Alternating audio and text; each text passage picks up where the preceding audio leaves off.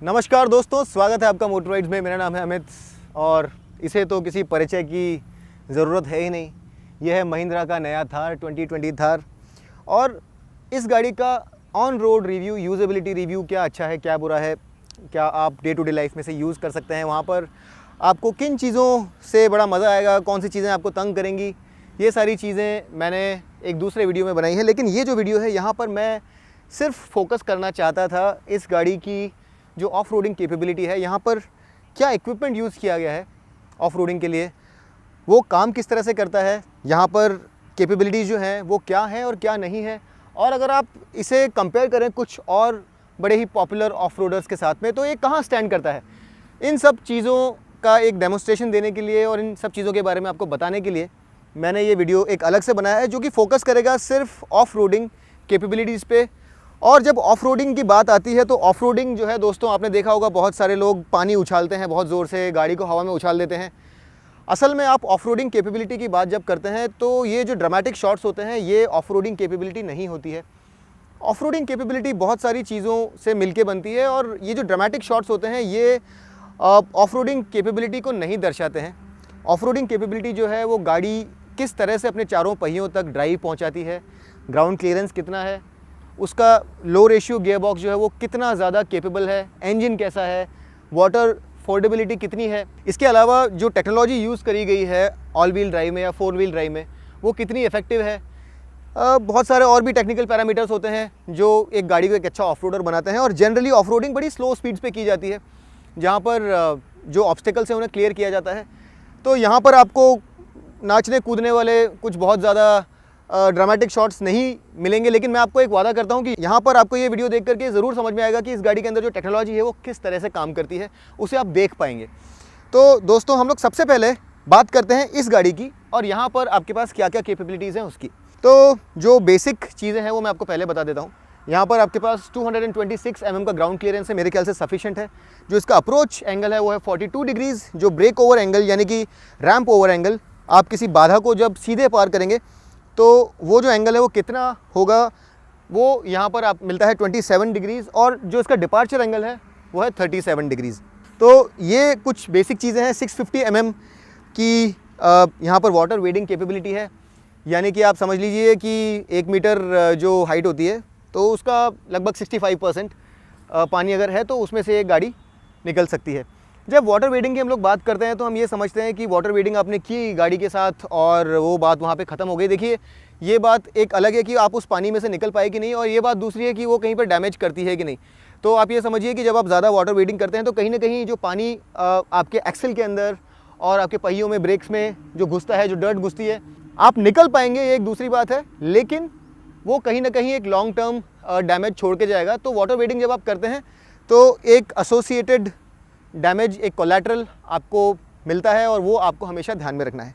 चलिए, अब हम इस वीडियो की शुरुआत करते हैं इसे कंपेयर करके कि इसके समकक्ष जो गाड़ियां हैं उनके साथ इस गाड़ी की कैपेबिलिटी अगर आप पेपर पर देखें तो कैसी है, अच्छी है या बुरी है। सबसे क्लोजेस्ट इसका जो राइवल है वो है फोर्स गुरखा। वो रिप्लेस होने वाला है मेरे ख्याल से 2020 के एंड तक। वो नया वाला जो गुरखा हमने देखा था ऑटो एक्सपो में वो आ जाएगा, लेकिन फ़िलहाल जो गुरखा है उसका अप्रोच एंगल जो है वो इससे ज़रा ज़्यादा है, 44 डिग्री है, यहाँ पर 42 डिग्री है। यहाँ पर ब्रेक ओवर जो है 27 है, वहाँ पर आपको मिलता है 30, और यहाँ पर डिपार्चर जो है 37 है, वहाँ पर मिलता है आपको 40। तो वहाँ पर आपको ये जो 3 पैरामीटर्स हैं वो ज़रा बेहतर मिलेंगे। दूसरी एक बहुत ज़रूरी चीज़ जो थार के बारे में आपको जाननी है वो ये है कि यहाँ पर आपको ऑल व्हील ड्राइव मिलती है। ड्राइव आगे और पीछे दोनों ही पहियों तक पहुँचती है, लेकिन केवल पीछे वाला जो एक्सल है ये लॉकिंग डिफरेंशियल है। और लॉकिंग डिफरेंशियल जो है ये दोनों पहियों को एक बराबर स्पीड पर घूमने में मदद करता है। जब एक पहिए पर ट्रैक्शन नहीं होता है तो सारी ड्राइव वहाँ पर नहीं चली जाती है और दोनों पहिए बराबर घूम के आपको स्लिपरी कंडीशंस में भी बाहर निकाल सकते हैं। लेकिन सामने यहाँ पर लॉकिंग डिफ नहीं है। गुरखा के अंदर आपको सामने लॉकिंग डिफ मिलता है, तो वो वहाँ पर एक एडवांटेज है। अब लॉकिंग डिफ्स की मैं बात कर रहा हूँ अगर, तो आपको ये भी बता दूँ कि जनरली ज़्यादातर 80 to 90% कंडीशंस में आपको रेयर लॉकिंग डिफ जो है ये सफिशिएंट रहता है मेरे ख्याल से, क्योंकि जब आप इंक्लाइन पे भी चढ़ते हैं तो सामने वाले जो आपके व्हील्स हैं उस पर ट्रैक्शन बहुत कम रहता है, वो आपको हेल्प नहीं करता है पकड़ बनाने में।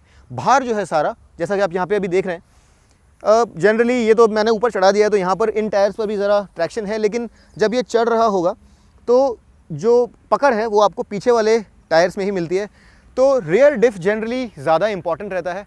और फ्रंट डिफ जो है ये बहुत एक्सट्रीम कंडीशंस में, मिसाल के तौर पे आप बहुत ही टफ रॉक क्लाइंबिंग कर रहे हैं जहाँ पर सामने वाले व्हील को भी बराबर दोनों तरफ पकड़ बना करके रॉक क्रॉलिंग करनी है। जैसा कि अगर आपने सुना होगा जीप का जो रूबिकॉन ट्रेल है जहाँ पर रैंगलर्स जाते हैं, रूबिकॉन रैंगलर्स, वहाँ पर जो रॉक्स हैं वो बहुत बड़ी बड़ी होती हैं और वहाँ पे सामने वाले जो टायर्स हैं उनको भी प्रॉपर पकड़ बना करके ऊपर चढ़ना होता है। तो उस तरह की एक्सट्रीम कंडीशंस में फ्रंट डिफ जो है वो काम आता है। लेकिन याद रखिए जब आपकी गाड़ी में फ्रंट डिफ होता है तो वो आपकी गाड़ी की मनूवरेबिलिटी को बहुत अफेक्ट करता है। स्टीयरिंग जो है वो बहुत हद तक रिड्यूस हो जाता है। और अगर आपका फ्रंट डिफ लॉक्ड है तो जब आप तेज़ चल रहे हैं तो जो आपका पूरा एक्सल है उसके ऊपर प्रेशर भी काफ़ी ज़्यादा होता है। तो जिन गाड़ियों में फ्रंट डिफरेंशियल है भी लॉकिंग वाला, वो एक लिमिटेड उसका यूज़ है, उसका जो यूज़ है वो बहुत रेयर कंडीशंस में होता है।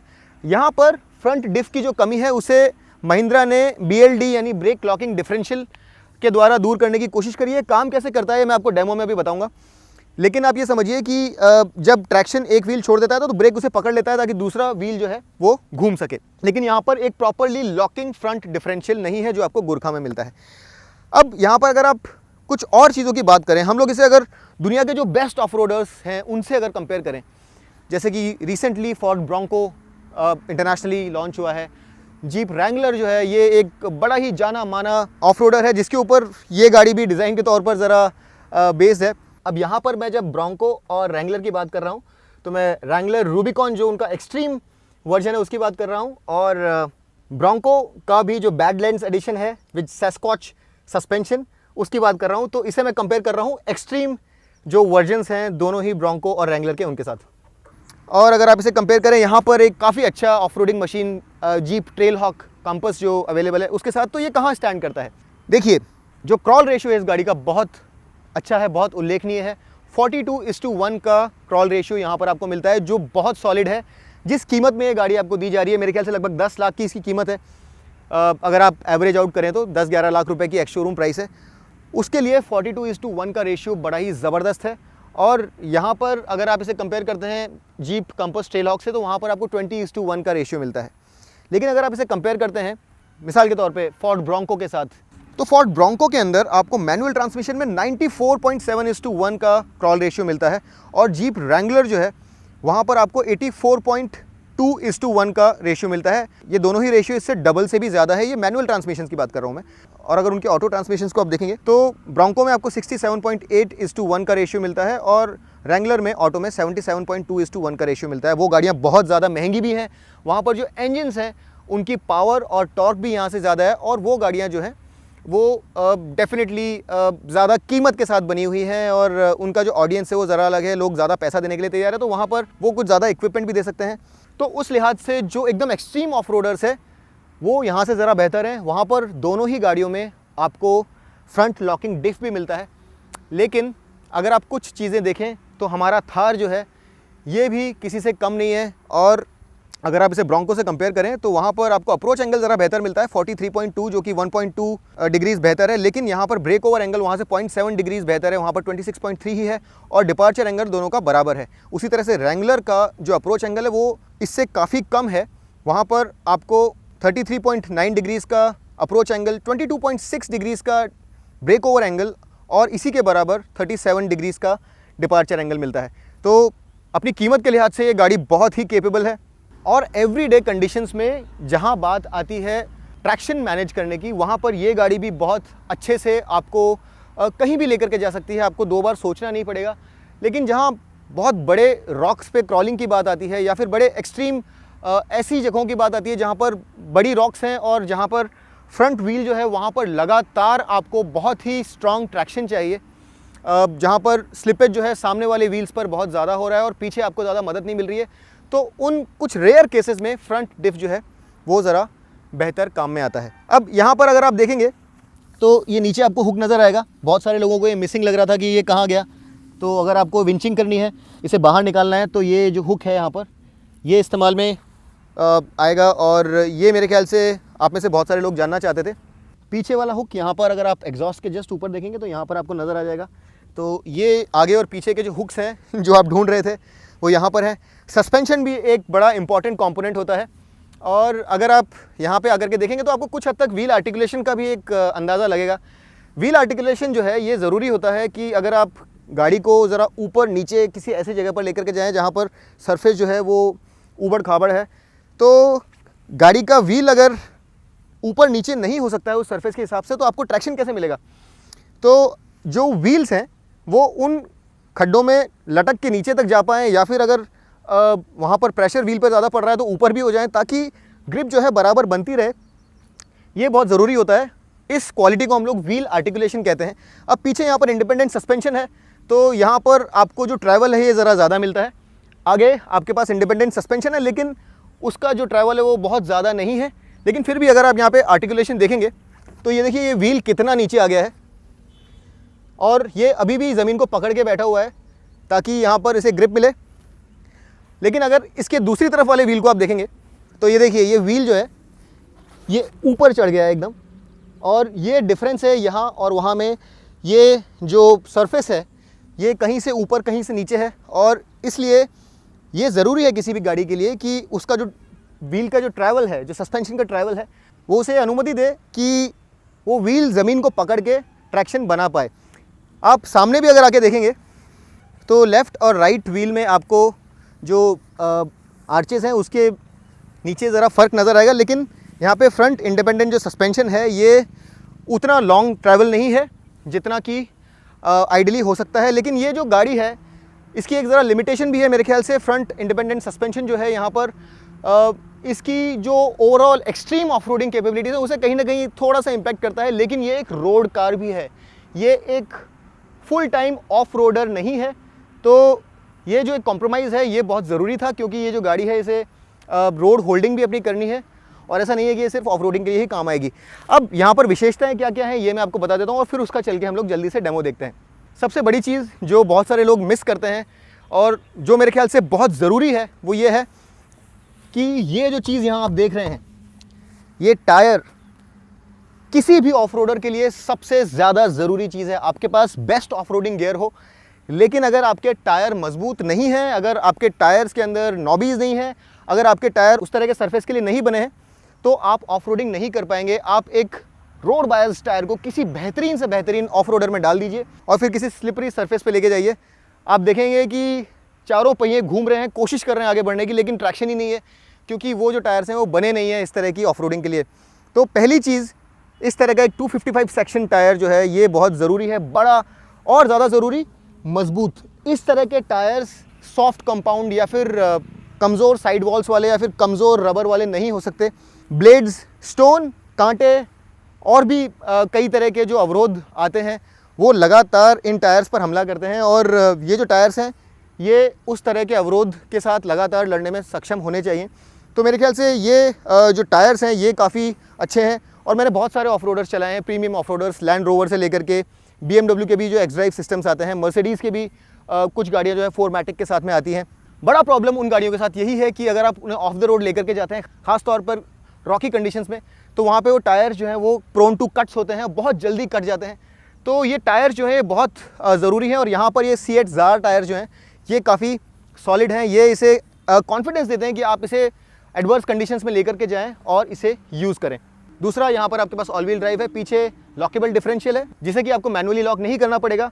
दोनों पहियों में जैसे ही 100 RPM का डिफरेंस आता है, यानी कि एक पहिया दूसरे पहिए से 100 RPM से ज़्यादा घूमने लगता है, वैसे ही डिफ जो है ऑटोमेटिकली लॉक हो जाता है, और फिर दोनों पहिए साथ में बराबर स्पीड पे घूमते हैं, ताकि अगर एक पहिए के पास में ट्रैक्शन कम भी है तो भी दोनों बराबर घूमे, और जहाँ पर आपके पास ट्रैक्शन है वहाँ से ट्रैक्शन पकड़ के गाड़ी बाहर निकल जाए। अब याद रखिए, जहाँ ओपन डिफरेंशियल होता है वहाँ पर ड्राइव सबसे ईजी पाथ चूज़ करती है। तो अगर लॉकेबल नहीं होगा डिफरेंशियल, तो जहाँ पर ग्रिप नहीं है वो पहिया तुरंत घूमने लग जाएगा, और जहाँ ग्रिप है वो पहिया वहीं खड़ा रहेगा, वो पहिया घूमेगा ही नहीं। तो लॉकेबल डिफरेंशियल एक बात हो गई, और सामने ड्राइव ज़रूर जाता है लेकिन ओपन डिफरेंशियल है, यहाँ पर लॉकेबल डिफरेंशियल नहीं है। लेकिन यहाँ पर BLD होने के कारण, यानी कि ब्रेक लॉकिंग डिफरेंशियल होने के कारण, जब सामने वाले एक व्हील को ट्रैक्शन नहीं मिलता है तो ब्रेक उसे पकड़ लेता है, उसे घूमने नहीं देता है और ड्राइव भेज देता है दूसरे व्हील पर जहाँ पर ट्रैक्शन अवेलेबल होता है। तो इस तरह से कुछ हद तक ये फ्रंट लॉकिंग डिफरेंशियल की जो प्रॉब्लम है उसे सॉल्व करता है। ये हो गई दोस्तों थ्योरी। अब हम लोग अंदर बैठ जाते हैं और देखते हैं कि हमारे पास कंट्रोल्स क्या क्या है, और फिर मैं आपको दूंगा डेमो कि ये गाड़ी किस तरह से ऑफ रोडिंग करती है। तो दोस्तों सबसे पहले हम लोग समझ लेते हैं कि यहाँ पर आपके पास ऑप्शंस क्या क्या हैं। अब सबसे पहली बात मैं आपको ये बता दूं कि जब आप ऑफ रोडिंग करने जाएंगे तो मेरे पर्सनल अनुभव से अगर आपके पास एक ऑटोमेटिक वर्जन है तो ज़्यादा बेहतर है, क्योंकि ऑटोमेटिक जो है वो स्टॉल नहीं होगा और आपको जो गियर्स हैं उसके बारे में परेशानी नहीं होगी, किसी तरह की चिंता नहीं रहेगी, आपको क्लच के बारे में किसी तरह की कोई सोच नहीं रहेगी। तो purely from an off roading perspective मेरे ख्याल से अगर आप ज़्यादा बेहतर ऑफ रोडिंग करने की बात करें तो जो ऑटोमेटिक वर्जन्स हैं, चाहे आप डीजल देख लें चाहे आप पेट्रोल देख लें, ऑटोमेटिक जो है वो आपको ज़्यादा बेहतर तरीके से ऑफ रोडिंग करने में मददगार साबित होगा। तो इसके अलावा यहाँ पर आपके पास जैसा ये देख रहे हैं ये ड्राइव सेलेक्टर है, और उसके अलावा ये जो ट्रांसफ़र केस जो है उसमें से पावर किस तरह से जाएगी वो सेलेक्ट करने के लिए ये लेवर है। यहाँ पर बॉर्ग वार्नर का एक ट्रांसफ़र केस लगा हुआ है जो काफ़ी रिलायबल है और काफ़ी ज़्यादा जाना माना है। 2 हाई जो है ये मोस्टली जब आप हाईवे पर चला रहे हैं नॉर्मल ड्राइविंग कंडीशंस में आप इसे सिर्फ 2 हाई पे रखेंगे, आप इसे 4 हाई पे नहीं रखेंगे, क्योंकि अगर आप इसे ऑल व्हील ड्राइव बनाते हैं तो जो आपकी रोड होल्डिंग कैपेबिलिटी है वहाँ पे फ़र्क पड़ता है। आप नहीं चाहते कि आपकी जो गाड़ी है ये हाईवे के ऊपर 4 हाई मोड में चले, तो आपकी गाड़ी को आपको 2H में ही रखना है। और 4H अगर आपको ऐसा लग रहा है कि आप ऐसी कंडीशंस में आ गए हैं जहाँ पर ट्रैक्शन ज़रा प्रॉब्लम हो सकता है, तभी आप इसे 4H में डालिए। और जब आपको इसे 4L में डालना है तो आइडियली आप इसे पहले न्यूट्रल में डाल दें ड्राइव को, और फिर आपको इसे इस तरह से प्रेस करना है और इस तरह से आप इसे 4L में डाल सकते हैं। अब 4L जो है ये एक्सट्रीम कंडीशंस में जहाँ पे 4 हाई में भी आपको ऐसा लग रहा है कि गाड़ी को ग्रिप नहीं मिल रही है, या फिर जो टॉर्क है चारों पहियों में वो बराबर नहीं जा पा रही है, जहाँ पर गाड़ी को क्लाइंब करना है और जो पहिए हैं वहाँ पर आपको बराबर फोर्स नहीं मिल पा रहा है, या फिर ट्रैक्शन आपको और ज़्यादा चाहिए, स्लो स्पीड पर ज़्यादा क्रॉल रेशियो के साथ में ज़्यादा फोर्स चाहिए व्हील्स पर, जहाँ पर जनरली आपका 4H फेल हो जाए, जहाँ पर आपको ऐसा लगे कि चारों पहिए घूमते जा रहे हैं और आपको एक ज़्यादा फोर्स की ज़रूरत है, वहीं पर आप 4L में जाइए और इसका उपयोग मिनिमल रखिए, कम से कम जगह पर इसे यूज़ कीजिए, और एक बार ट्रिकी कंडीशन से निकलने के बाद इसे वापस आप 4H या फिर 2H में लेकर के चले जाइए। तो दोस्तों मैं अब बैठ गया हूँ महिंद्रा थार के स्टीयरिंग के पीछे, और जो सबसे बेसिक बात है वो है 4 व्हील ड्राइव। तो यहाँ पर वो कैसे काम करता है वो हम लोग देखेंगे। जो बाय डिफ़ॉल्ट ड्राइव जाती है वो पीछे जाती है, यानी कि रियर व्हील ड्राइव गाड़ी है, और यहाँ पे ऑटोमेटिकली जैसे ही 100 RPM का डिफरेंस गाड़ी सेंस करती है दोनों व्हील्स के अंदर, तो जो रेयर डिफ है वो लॉक हो जाता है और एक रिजिड एक्सल की तरह काम करना शुरू करता है, जिससे कि जो दोनों पहिए हैं ये बराबर स्पीड पर घूमते हैं। लेकिन अगर आपके सामने वाले पहिए नहीं चल रहे हैं और पीछे दोनों ही पहियों में ट्रैक्शन नहीं है, तो गाड़ी अपनी जगह खड़ी होकर के बस पिछले पहियों को घुमाती रहेगी और गाड़ी आगे नहीं बढ़ेगी। तो पहले हम लोग डेमोन्स्ट्रेशन देखते हैं कि अगर मैं इसे सिर्फ 2 व्हील ड्राइव में डालूं तो क्या ये कुछ स्लिपरी कंडीशन से बाहर निकल पाएगी। चलिए देखते हैं।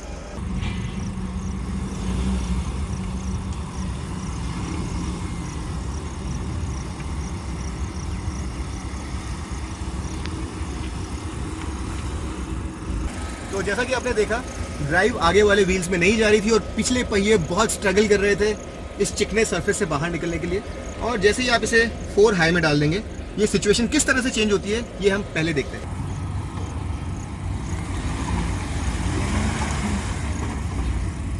तो जैसा कि आपने देखा सामने वाला एक्सेल जैसे ही एक्शन में आया तो सामने वाले व्हील्स को भी ड्राइव मिली, और उसके साथ ही ये जो गाड़ी है बड़े आराम से ये जो चिकना आप सरफेस पीछे देख रहे थे उससे बड़े आराम से बाहर निकल गई।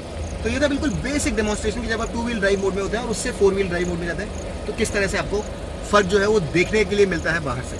चलिए इस गाड़ी की कुछ और फीचर्स के बारे में भी बात करते हैं। चलिए दोस्तों अब हम लोग देख लेते हैं कि महिंद्रा थार का 4 हाई और 4 लो जो है ये इन इफेक्ट कितना डिफरेंट लगता है जब काम करता है। तो हम यहाँ पर कंट्रोल्ड एनवायरनमेंट में है, लेकिन एक आइडियल सिचुएशन जहाँ पर बिल्कुल स्ट्रेट स्टीप क्लाइम हमें मिल जाए वैसा नहीं मिला। लेकिन मुझे लगता है कि ये जो सिचुएशन है यहाँ पर आपको जो दोनों मोड्स में फ़र्क है वो साफ तौर पे नज़र आएगा। मैंने यहाँ पर ये जो नीचे सरफेस है ये इस तरह से चूज़ किया कि यहाँ पर बहुत ज़्यादा चिकनाई है, मिट्टी बहुत चिकनी है और नीचे पानी भी है, तो ट्रैक्शन जो है बहुत कम अवेलेबल है। और मैंने इसे अभी 4 हाई मोड में डाल दिया है, यानी कि पीछे का एक्सेल भी काम कर रहा है और जो ड्राइव है आगे भी जा रही है। लेकिन फिर भी आप देखेंगे कि इतनी ज़्यादा स्लिपरी कंडीशंस होने के कारण जो गाड़ी है फिर भी यहाँ से निकलने में ज़रा स्ट्रगल करेगी। जो पहिए हैं जो दो आपको यहाँ नज़र आ रहे हैं वो भी आपको ज़रा स्लिप करते हुए नज़र आएंगे। जो व्हील स्पीड है ज़रा ज़्यादा रहेगी और ये गाड़ी ज़रा स्लिदर होते हुए ज़रा स्ट्रगल करते हुए बाहर निकलेगी। चलिए देखते हैं किस तरह से काम कर रही है।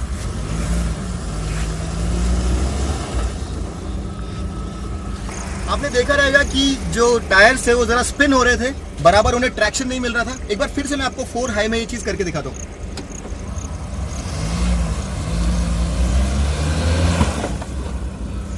तो जैसा कि आपने देखा होगा टायर्स जो थे वो काफ़ी स्ट्रगल कर रहे थे।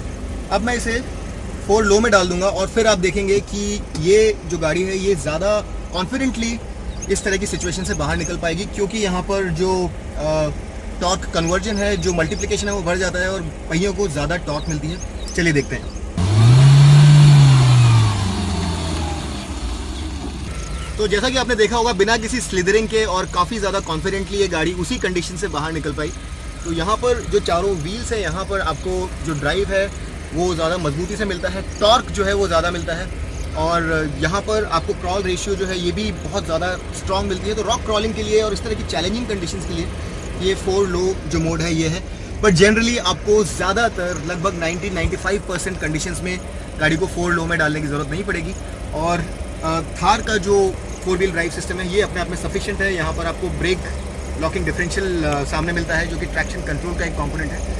और इस तरह की कंडीशंस जहाँ पर आपके पास थोड़ा इंक्लाइन भी हो और जहाँ पर स्लिपरी कंडीशंस भी हो, जहाँ पर आपको 100% श्योर रहना है कि गाड़ी के चारों पहियों में बराबर स्ट्रॉन्ग टॉर्क जा रहा है, वहीं पर आपको 4 लो इस्तेमाल करने की ज़रूरत पड़ेगी। तो यहाँ पर मैं कोशिश कर रहा हूँ आपको ये दिखाने की कि BLD या फिर ब्रेक लॉकिंग डिफरेंशियल किस तरह से काम करता है। ये एक फंक्शन है ट्रैक्शन कंट्रोल का। अब ये locking differential properly lockable differential नहीं है यहाँ पर फ्रंट में, लेकिन पीछे वाला जो डिफरेंशियल है ये लॉकेबल है, यानी कि दोनों तरफ दोनों ही व्हील्स पर ड्राइव बराबर जाएगी, दोनों पहिए एक ही स्पीड में घूमेंगे, ताकि जो ट्रैक्शन लॉस कभी कभी होता है और जहाँ पर एक ही व्हील पर सारी ड्राइव चली जाती है और आप किसी ख़राब सिचुएशन से बाहर नहीं निकल पाते हैं, उसे कॉम्पेंसेट पीछे बड़े बखूबी अंदाज में किया जा सकता है। लेकिन सामने यहाँ पर आपके पास एक ओपन डिफरेंशियल है, लॉकेबल डिफरेंशियल नहीं है। तो अब यहाँ पर सामने एक जो लॉकेबल डिफरेंशियल होता है उसकी कमी किस तरह से पूरी की जाएगी। अब अगर आप कंपेयर करें इसे फोर्स गुरखा के साथ तो वहाँ पर आपको लॉकेबल फ्रंट डिफरेंशियल भी मिलता है, लेकिन यहाँ पर ट्रैक्शन कंट्रोल का इस्तेमाल करके उस कमी को कुछ हद तक पूरी करने की कोशिश की गई है।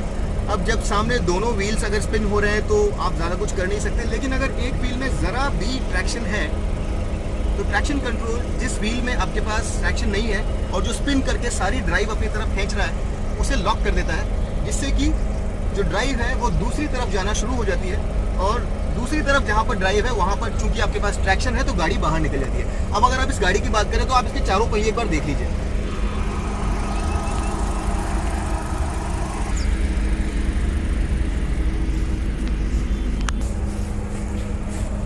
जैसा कि आप देख रहे हैं पीछे के दोनों व्हील्स और फ्रंट राइट व्हील जो है ये मैंने जानबूझ करके ऐसी सिचुएशन में रखा है जहाँ पर बहुत ज़्यादा चिकनी मिट्टी है नीचे, तो गाड़ी के जो व्हील्स हैं टायर्स हैं इसको बिल्कुल ट्रैक्शन नहीं मिलेगा।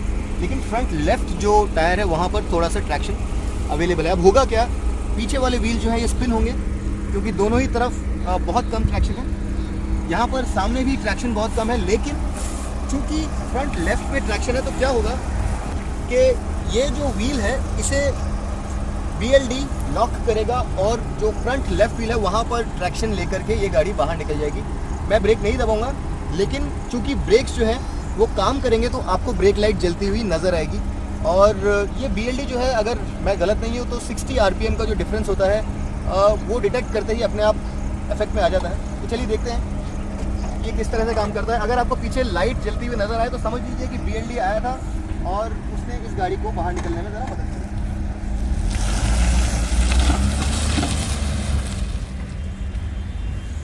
तो 4 हाई में अगर आपने गाड़ी डाल दी है और आपके 3 पहियों पर यानी कि स्पेशली पीछे वाले 2 और आगे वाला एक जो व्हील है वहाँ पर अगर ट्रैक्शन नहीं है तो BLD जो है ब्रेक लॉकिंग डिफरेंशियल जो है ये ट्रैक्शन कंट्रोल के एक फंक्शन के तौर पर आपको ड्राइव पहुँचाने में हेल्प करता है जहाँ पर आपके पास ट्रैक्शन है वहाँ पर, और आपको इस तरह की सिचुएशंस से निकालने की कोशिश करता है। तो इस तरीके से BLD काम करता है। दोस्तों अब हम लोग देखेंगे कि यहाँ पर जो रियर लॉकिंग डिफरेंशियल है ये ऑटोमेटिकली किस तरह से लॉक होता है।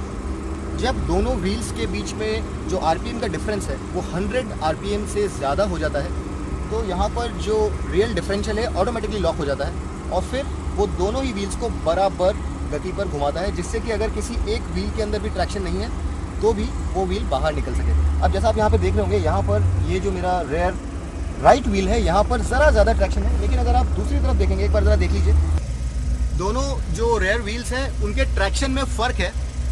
और मैं अब इसे 2 व्हील ड्राइव मोड में डाल रहा हूँ, 2 हाई में, और एकदम पीछे से जब आप देखेंगे तो आप पाएंगे कि एक बार कुछ वक्त के लिए मेरा लेफ्ट जो गाड़ी का व्हील है ये थोड़ा स्पिन होगा, लेकिन उसके बाद पीछे वाला जो व्हील है ये भी स्पिन होगा और फिर ये गाड़ी बाहर निकल जाएगी। चलिए देखिए एक बार।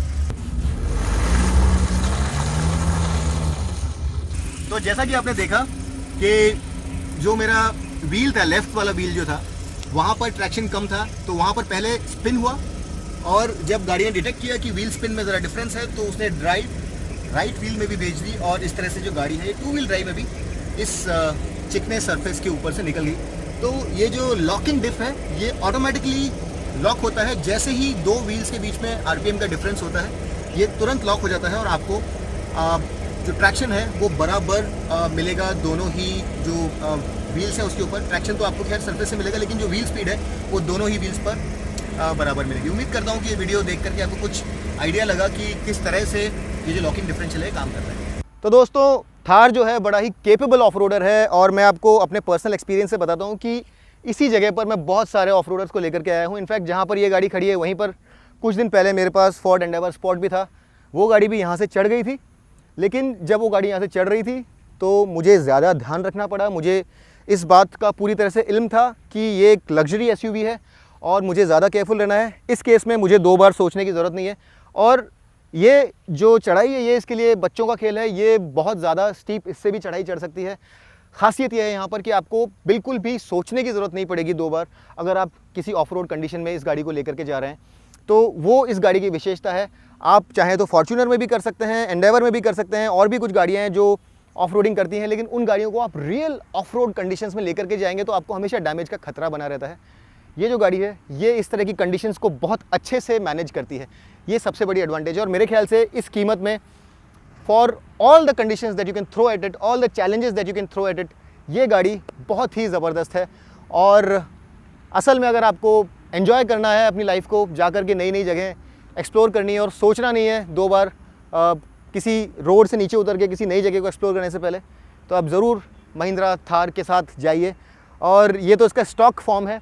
मैं आपको ये दावे के साथ कह सकता हूँ कि लोग इस गाड़ी को जितनी इसकी कैपेबिलिटी है उससे कहीं ज़्यादा कैपेबिलिटी के लिए मॉडिफाई करेंगे, लॉन्ग ट्रैवल सस्पेंशंस डालेंगे, ज़्यादा बड़े टायर्स डालेंगे, स्नॉर्केल डालेंगे, विंचेस डालेंगे और भी बहुत सारी एक्सेसरीज डालेंगे और उसके बाद ये गाड़ी अपनी करंट कैपेबिलिटी से कहीं ज़्यादा कैपेबल हो जाएगी। उम्मीद करता हूँ कि ये वीडियो आपको यूज़फुल लगा। अगर आपको पसंद आया तो ज़रूर लाइक कीजिए, अपने दोस्तों में बांट दीजिए, उन्हें भी जानने दीजिए कि इस तरह की गाड़ी क्या क्या कर सकती है। अगर आपने मुझे इंस्टाग्राम पे फॉलो नहीं किया तो ज़रूर कीजिए। मेरी आईडी है दशंगानी THECHHANGANI। मोटरॉइड्स को भी फॉलो कीजिए, मोटरॉइड्स को यूट्यूब पे सब्सक्राइब कर डालिए और वो बेल नोटिफिकेशन आइकन भी दबा दीजिए। अगली बार तक के लिए मैं आपका दोस्त अमित आपसे विदा लेता हूँ। तब तक के लिए rev hard, rev free and drive safe.